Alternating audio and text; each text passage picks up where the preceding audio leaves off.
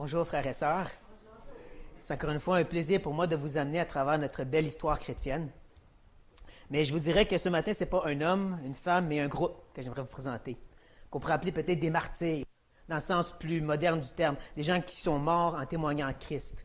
Et j'aimerais surtout regarder une branche plus extrême, des gens qu'on pourrait trouver exagérés, des gens qui des fois sont littéralement livrés d'autorité, disant « nous sommes chrétiens, mettez-nous à mort ». Des gens un peu comme Ignace, ce disciple de l'apôtre Jean, lorsqu'il était en route vers Rome pour être condamné et mis à mort, écrivit à toutes ces églises et disait « Ne priez pas que je sois délivré. Je veux mourir pour le nom de Christ. » Soyons honnêtes, ça nous laisse un peu perplexes, cette sorte d'attitude. Ce désir de mourir peut sembler suicidaire. Un peu comme Polycarpe. Polycarpe, c'est l'autre disciple de l'apôtre Jean, bien connu, qui était surtout reconnu pour avoir été le pasteur de Smyrne. Vous savez, une des bonnes églises de l'Apocalypse. Et on dit que Polycarpe aurait été pasteur pendant le temps que Jean a écrit cette lettre. Ça nous montre le sort de dirigeant et d'homme qu'il était. Smyrne, c'est l'église qui était durement persécutée, ou qui avait le trône de Satan. Vous comprenez, c'est ça. C'est lui, Polycarpe. Et à l'âge de plus de 90 ans, encore en train de servir le Seigneur, il devient ennemi public numéro 1. Et c'est Jacques Brebis décide de le convaincre de se sauver pour sa vie. Il accepte au début. Et c'est là, dans cette guet-apens, dans cet effort de se sauver, qu'il rêve une nuit que son oreiller est en feu.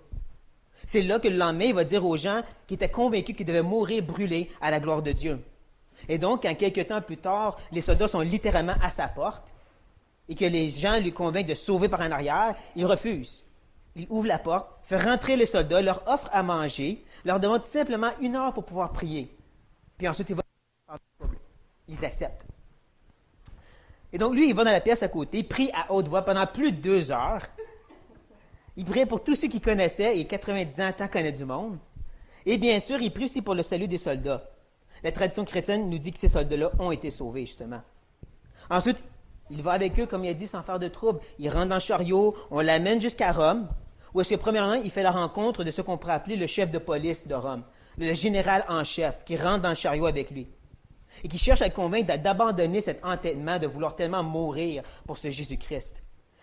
Il lui dit, c'est rien, c'est de l'encens, tu dis César et Seigneur, c'est rien du tout.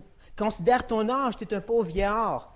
Mais Polycarpe, un peu comme son propre Seigneur, répond rien.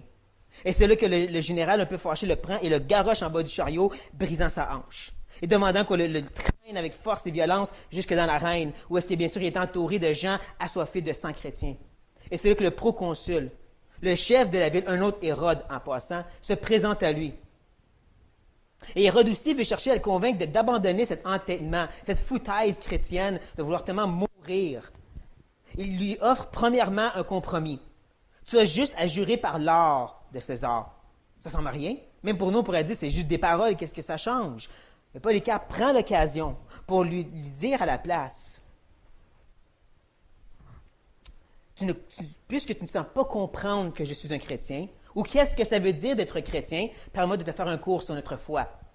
Je vais prendre l'occasion pour te témoigner en d'autres mots. Mais le proconsul ne trouve pas ça drôle. Et donc, il le menace par le feu. On va te brûler vivant.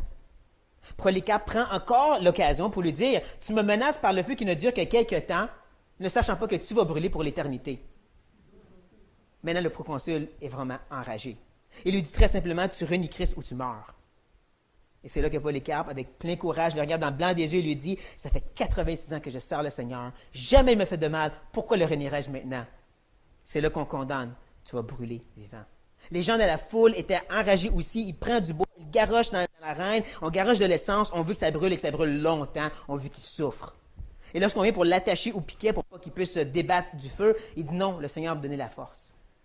Et voici comment il meurt, brûlé vivant, comme il avait rêvé, à la gloire de Dieu. Mais cette sorte de courage, cette sorte d'attitude de constamment répéter et répondre aux dirigeants avec tellement d'empiété, de vouloir mourir comme ça, semble, comme j'ai dit, un peu exagéré. On pourrait se demander d'où vient ce courage. Si on se met dans la peau de Polycarpe, comme j'ai dit, il est en douleur. Il voit que les gens le veulent mort. Il voit la rage monter de plus en plus dans la face de ce proconsul. Mais pourtant, il tient ferme. D'où vient cette attitude de tellement vouloir mourir, comme avec Lady Moon? Sûrement une femme que vous n'avez jamais entendu parler. Cette femme très simple qui est dans le sud des États-Unis, voyait que tous les jeunes, et incluant même ceux qui étaient à l'Institut biblique, ne voulaient rien savoir du champ missionnaire.